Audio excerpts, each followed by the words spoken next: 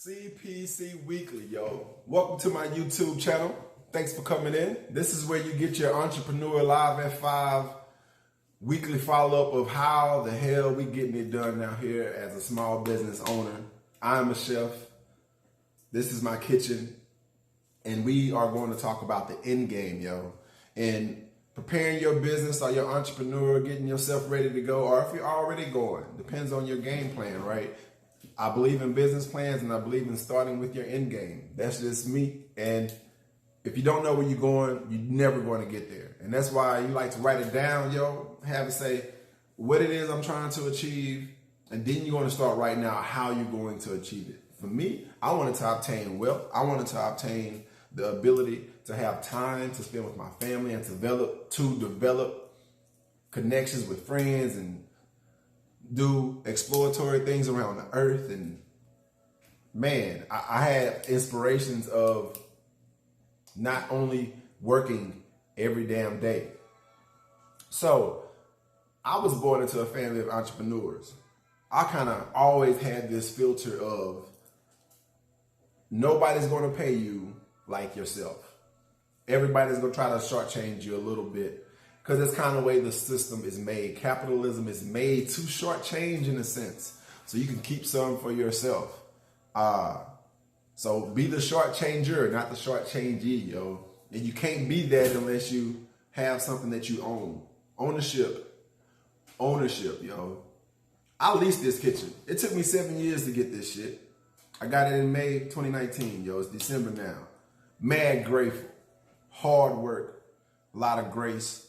A lot of guidance.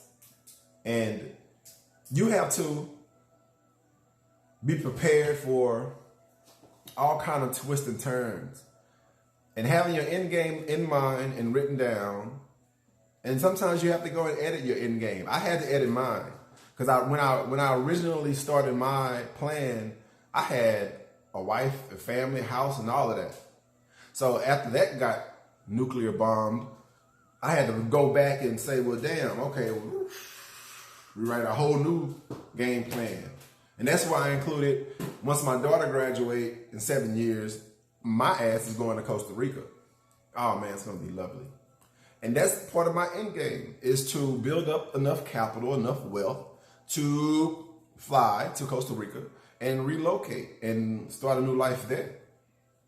Coming back to hang out and visit with my family, of course, because I love my people. But I was so loved if they came out there too. Like real talk. So that was a part of my end game, yo. And you have to decide what is your end game when you're building your business. Whatever it is you're trying to do. Whatever it is you're selling or whatever service that you're providing. I'm a caterer and private chef. We do private chef services for people around the Houston area. Corporate contracts like with the Dynamo Sports, the soccer team, or with companies that happen to do shows around the country that need a private chef to fly and cook for their particular staff, things of that nature. And of course, parties and things like that. That was my talent and my niche, is to cook food, be bomb, tasty, procured well. You know, all of these things that a lot of times people don't necessarily stay in tune with. We know and hear a lot about the whole healthy and the whole what to eat and what not to eat and how to eat it and all of this. That's a whole legacy of that floating around on the web, you know. But it's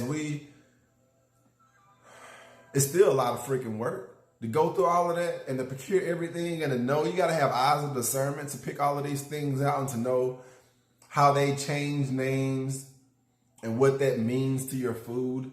And that's why people need chefs. So I think private chefs are needed. I think our food is poisonous.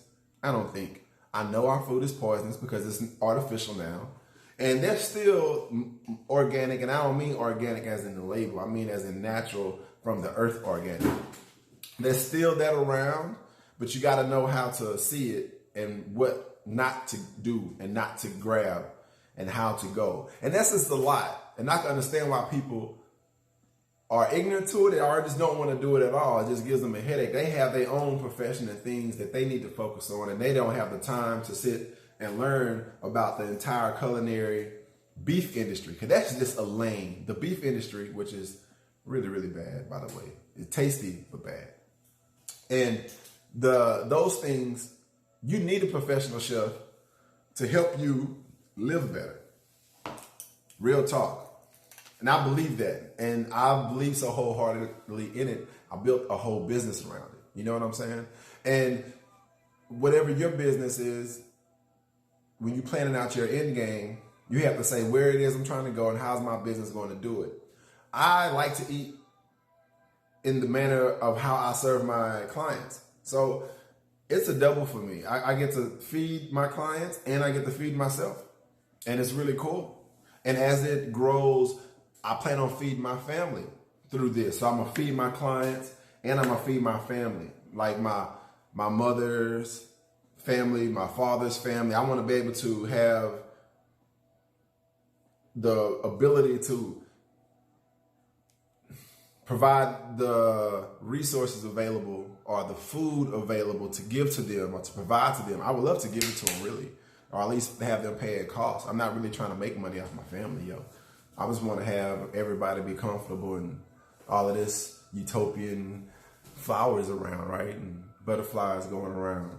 But I really do. I really want that. And I feel like some of that butterfly utopian society is available. That aspect of it, you can provide stuff for your family. You can provide groceries or veggies. I prefer veggies, yo. Veggies over meat, although meat is so tasty. I know that I need veggies more than meat. But as we're getting back to the end game, mine is leaving the country at this point. Building a bed and breakfast in Costa Rica. So I need capital. Going into business undercapitalized is a nightmare. And that's what a lot of times we don't even have a choice. Some people, you want to start a business and you're like, man, I'm going to go do it. You know what I'm saying? You just go do it. And you get nicked up along the way and you just come out on the other end all kind of contorted, but you done it.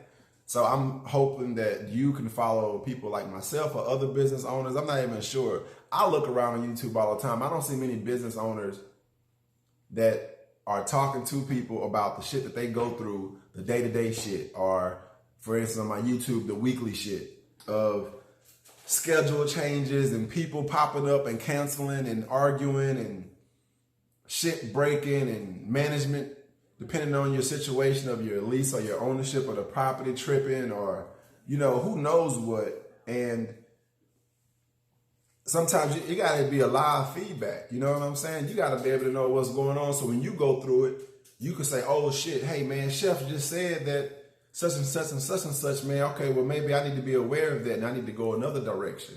And that's dope. That's badass. Yo. That's what this sharing time is about. It's not really trying to one up anybody or to have you do where I want you to do better than me.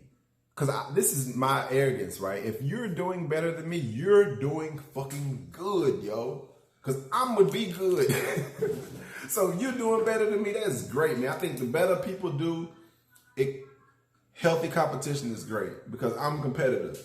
And if I see other people doing better, I'm going to say, well, shit, I'm about to, hold on, let me gear up too so I can do better myself. And not by attacking you. I don't have to attack you to do better. That's weakness, yo. If you have to attack somebody to do better, yo, to me, that's weakness. But hey, whatever, weakness does exist and you have to be aware of that. Yeah. So when you plan in your end game, be realistic. Make checkpoints, timelines. Make it in pencil. You dig? Make it in pencil because it may have to change. Like I said, I had to change mine dramatically because the whole shit shook. But it's cool. Get up, keep doing what you got to do. Stay focused. Make sure you can achieve your goals.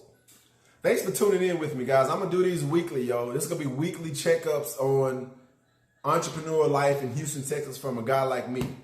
Right? I'm going to give you real shit. I'm going to tell you some shit. Hopefully you can pull from it. And when you're doing your business, you can say, hey, man, I heard this dude talking yada, yada, yada. He said these things. Now, let me make sure I'm aware of this. You know what I'm saying? I'm going to make sure I'm aware of somebody trying to commit some type of credit fraud. I'm going through that right now, yo. Right now. I'm going to tell you about that next week. Anyway, thanks for tuning in, y'all. CPC Weekly. Catch y'all next week.